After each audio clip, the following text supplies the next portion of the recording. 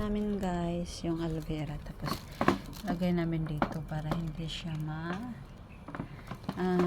masisira. Ang dami kasi ito, so kailangan siyang, wala kasi kaming blender, so kailangan siyang pigain ng pigain para yan hanggang sa malusaw siya.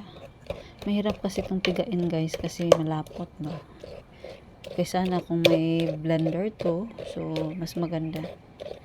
Aloe vera po, panlagay sa buhok para hindi masayang kasi nag-import naman yung taong nagdala nito. So ayan,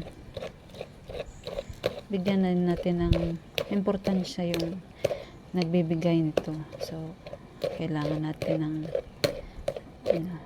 lagayan. So ang ginawa ko guys is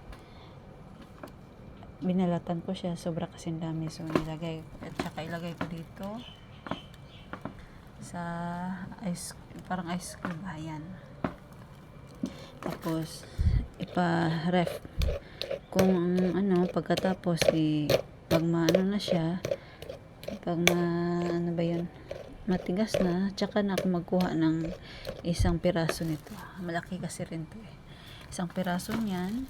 Yan, tapos ipaano siya, ilagay sa buhok. Dapat din i-melt din siya. Ginawa ko lang siya ganito para hindi din masayang ang aloe vera. So binalatan, tapos ginanito na, wala kasi kaming blender, so ganito.